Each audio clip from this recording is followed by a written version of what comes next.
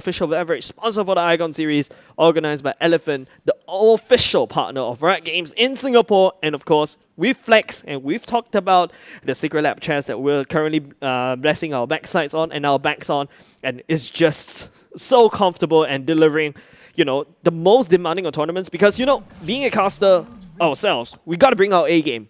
And, you know, sitting on the Secret Lab chairs just we'll be able to, you know, so that you don't get distracted by other things. You can focus on the game. And speaking about focusing on the game, we're entering game number 3. It's going to be very crucial for those junglers to get everything started. Quarterval, he does not want any shenanigans whatsoever. Gets a quick map control with the wards being placed down. And Alliance, they don't put out any themselves. They're just making sure to spot where their opponents are by sheer vision. And what I like about this is they save the wards for a later time going deeper into this game, which would definitely be good because level 1 junglers don't do anything. Level 2 maybe, level 3 for a sure. And this is why you're seeing Alliance kind of save those utilities for a moment, just because they don't want to get ganked later on and they might not have their other ward up when the time comes. Yeah, and okay, fine, Cote d'Ivoire. When the next time we come over Singapore, I'll give you 100 plus. But there you go, a bit of a trade right there. Barrier will be used by CWJ to keep himself an eye as he consumes that yummy honey fruit. But at the bottom side, it is Impunity, Scarlet Petal, and Rav pushing their lanes a little bit too far for comfort. It's a bit of a replay. But on the other side, for the side of Alliance there, remember it was Raven and Rich that has the bottom side priority. So Impunity, that Wukong is going to have a bit of a difficult time to engage into Alliance. But maybe that Wukong will be able to rotate towards the mid lane. But blue eyes on that minimap, by the way, those junglers will mid at that scuttle. They knew, they just know. And they're still going to try to force something here. Alistar, rather Rich, had to flash away as he was in danger of getting stunned in. Shinsekai still wants to go too deep into the fight, and he might have bit off more than he can chew. He gets devoured by Impunity, and they get that first blood. Shinsekai, too deep, bro, too deep. Yeah, being forced to burn that flash, but albeit will lose his life for that, and immediately Impunity will be able to trade into that, rotate into that Rift Scuttlecrab, so that's going to push that jungle advantage even further. And remember what we said, Impunity, they're slowly getting that steam. Alliance is their coal that toss in right into their furnace, and they'll be able to hopefully turn it into a win. A bit of a flash action coming in as Ezreal will be able to snipe down Scarlet Petal as well, but at the same time, a bit of scuffle as well as Rav will lose his life. So in terms of the gold lead, Alliance will be able to equalize that with a bit of a dragon lane priority, but at the same time though, jungling, Wild Boar already hits level 5, so he's probably going to look for that Cyclone, probably going to look for that engage. Cote d'Ivoire, he's had enough. CWJ, they're still in the same matchup here, but Cote d'Ivoire is looking more menacing. They're able to keep eyes on Shinsekai. Look how much wards there is on the river. 3 on the top side, double on the bottom. There is no way for Shinsekai to get a sneaky gank in. Yeah, there is no such thing as just enough wards. Yeah. Gotta, I mean, you know what they say? Light. Gotta light up my world like nobody else, right? True. Yeah, and it just boils down to, you know, Impunity, they have that vision game, and that's what makes Alliance a little bit hard to engage. If you notice how Shinsekai is very hard for them to engage because they're probably keeping tabs on exactly where Shinsekai is, and you know, this amount, the river for Impunity is lit up. If we actually talk about the Fog of War, you can see that river is probably lit up by the side of Impunity, but CWJ once again will be able to take down a bit of a fight happening for Cote d'Ivoire. Grand Challenge was issued though, but both sides hesitating just a little bit. So yeah, just more of a, hey, you dare come into me? I'll Grand Challenge you right now.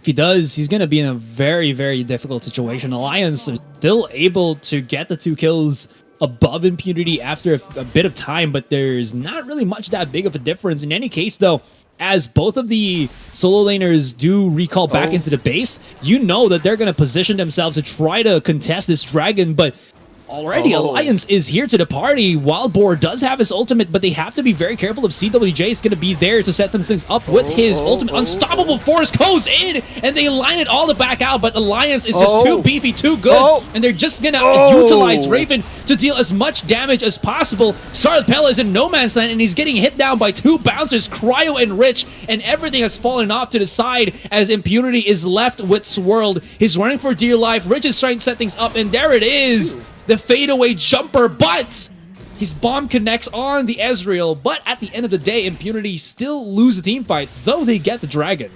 Yeah, so Impunity, they trade all this away just to get that Mountain Drake, right? Mountain Drake gives you better defense, gives you a bit of shield, so that's A-okay. But Impunity, they lost a lot. They pushed Alliance Gold Lead even significantly further, and the only way for Impunity to actually equalize that is to actually, get at least the first turret. And Impunity going in for a lane swap. Both sides actually, in fact, going into a lane swap already. You gotta admit, Raven being able to burst down every single person that actually comes over with a Mystic Shot, Raven's aim is true. And that's something that Impunity has to pay respect to.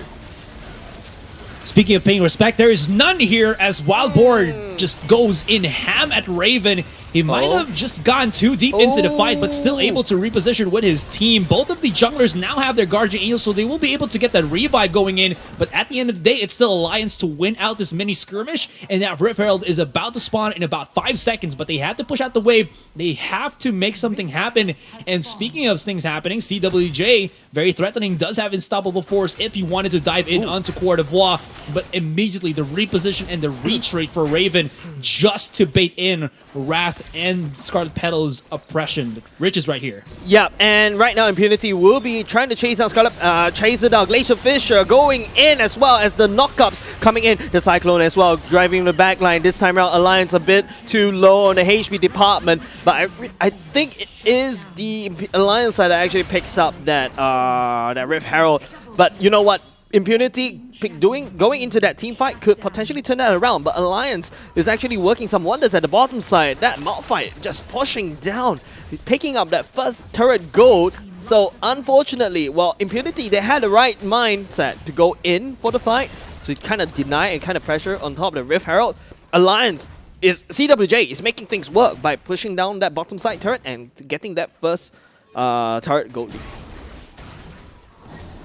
That's something that is at least gonna be okay for Impunity here. They did not get the Rift Herald, but they did get that fight where every single member of Alliance was incredibly low. I think if Alliance had more HP there, they should have been able to win, because the only thing that Alliance really did not get there, they got the position down, they were able to rotate quickly enough in time. In any case, Coeur d'Ivoire is just going to be in a world of hurt here if he's not able to reposition. He's incredibly low, and here comes Raven to finish things off, gets pushed in by the Malphite, or sorry, by the Alistar, and Rich will get obliterated as they are just deep diving into 2 turrets. It doesn't matter for Alliance here as the pressure keeps on rolling. Wild Boar, he wants to dive right in, but the disengage for Alliance is going to be true. And while all that was happening simultaneously, CWJ is whacking on turrets. Yeah, CWJ is just creating so much space for Alliance, but okay, once again, that's the problem about that I don't really like about Alliance. They're looking at the shop while they're actually backing off. He is gonna lose that life by Wild Boar, but it's almost the same thing that happened in game number 2 when Shin Shekai is actually backing off. You can see the lack of reaction going in. Alliance feeling a bit too comfortable in my opinion, but hey, we'll be able to give away a bit of a kill. Glacier Fisher coming in, but hey, it's just more of a warning shot, I would say. Maybe fearing the ball delivery system there, as both Alistar and Orianna was spotted into mid.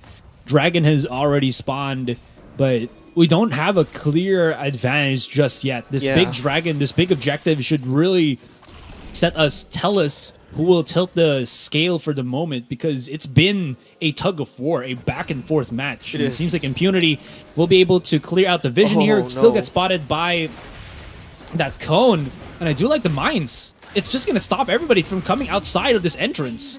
Yeah, as Impunity initially, they're actually behind in terms of the gold, but with that additional turret advantage as well as that Drake, it's an Ocean Drake. So and a Mountain Drake as well being secured by them. Impunity is looking kind of strong, I would say, this time around. But here comes the engage as the Cyclone will be activated. Unbreakable, absorbing as many damage as he can. But Wildbow looking very low. GA will be proc. Raven chasing it down with a Mystic Shot at the same time. CWJ will be able to chase down Swirl. But at the same time, Alliance also chasing down Rav. Mystic Shot lands on top of that Braum just to defend. And oh, another snipe coming up from Raven. Will be able to snipe down Scarlet Petal as well. So that's going to be a good win for Alliance. Remember what I said, Impunity. They do have that advantage right now, but Alliance will be able to even that out for now.